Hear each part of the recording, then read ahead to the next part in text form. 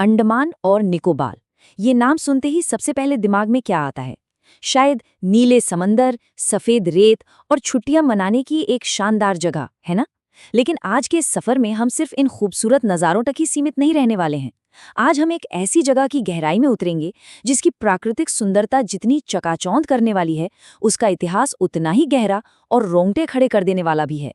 सूरज की रोशनी से चमकते इन समुद्री किनारों से लेकर इतिहास के उन पन्नों तक जिन पर आज भी एक दर्द भरी परछाई है। चलिए इस पूरी कहानी को मिलकर समझते हैं। अब जरा एक पल के लिए इस नंबर पर गौर कीजिए, 572।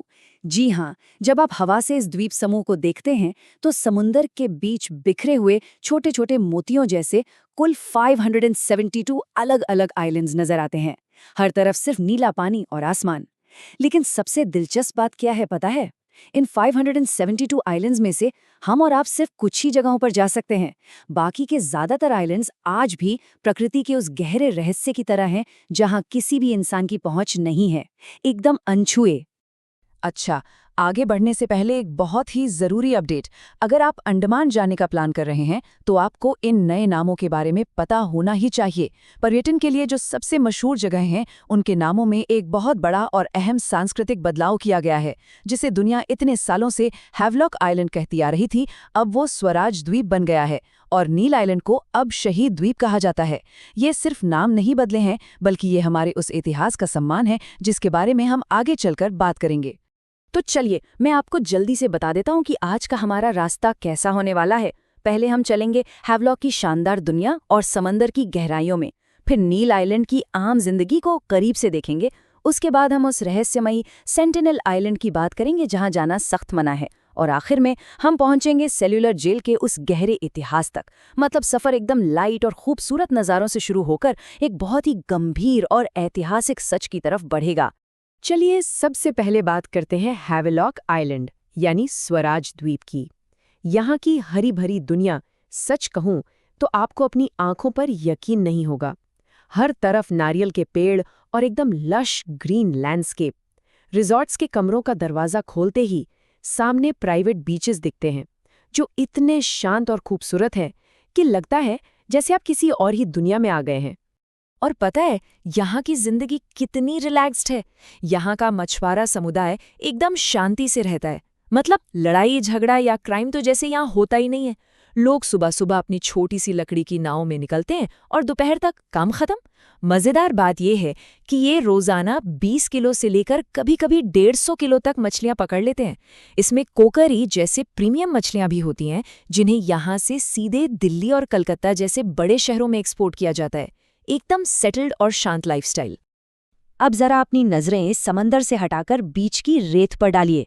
यहाँ आपको प्रकृति की एक गजब की कारीगरी दिखेगी। पहले तो हैं ये हर्मिट क्रैब्स। ये ऐसे जुगाड़ू जीव हैं जो अपना शेल खुद नहीं बनाते, बल्कि दूसरे जानवरों के छोड़े हुए रंग बिरंगे शेल्स को ही अपना घर बना लेते हैं। और दूसरे हैं ये सैंड बबलर्स।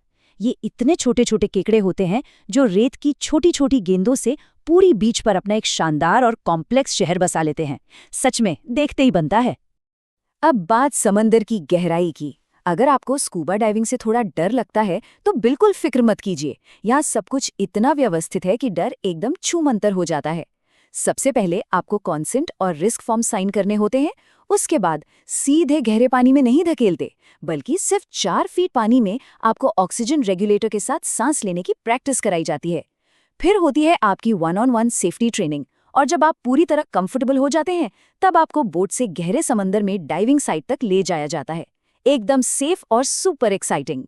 लेकिन पानी की बात हो ही रही है तो ज्वार भाटे यानी टाइड्स का एक ऐसा सच बताता हूं जो आपको हैरान कर देगा। सोचिए, सुबह जिस पानी में नावें आराम से तैर रही थीं, शाम के वक्त वो एकदम सूखी रेत और मिट्टी में फंसी हुई नजर आती हैं। ऐसा इसलिए होता है क्योंकि एक्सट्रीम लो टाइड के दौरान समंदर का पानी किनारे से लगभग 500 से 600 मीटर, जी हाँ, आधा किलोमीटर से भी ज्यादा पीछे चला जाता है। समंदर का दायरा दिन के अलग अलग समय में कितना बदल सकता है, ये यहाँ आकर ही समझ आता है। अब एक सवाल, क्या आपको पता है कि 2004 में क्या हुआ था? इसी साल मशहूर टाइम मैगजीन ने हैवलॉक के राधानगर बीच को बेस्ट इन एशिया का खिताब दिया था। और क्यों ना दे? इस बीच को ब्लू फ्लैग इको सर्टिफिकेट भी मिला हुआ है, जो दुनिया के सबसे साफ और पर्यावरण के अनुकूल बीचेस को ही मिलता है। एकदम पाउडर जैसी सफेद रेत, पीछे मैंग्रोव के घने जंगल और सामने दूर दूर तक फैला क्रिस्टल क्लियर नीला पानी। ये वाकई में भारत का एक छिपा हुआ खजाना है। खैर, हैवलॉक से आगे बढ़कर अब हम चलते हैं नील आइलैंड यानी शहीद द्वीप की तरफ।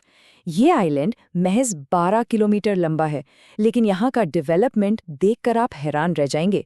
स्कूटी उठाइए और 12 मिनट में आप इस कोने से उस कोने तक पहुँच सकते हैं। इस छोटे से आइलैंड की अर्थव्यवस्था को समझना है तो यहाँ नारियल के काम को देखना होगा।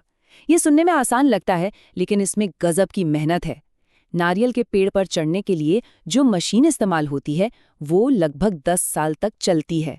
एक नारियल को पेड़ पर पकने में कम से कम 3 महीने लग जाते हैं, और जब उसे काटा जाता है तो एक पूरे गुच्छे का वजन 30 किलो से भी ज्यादा होता है।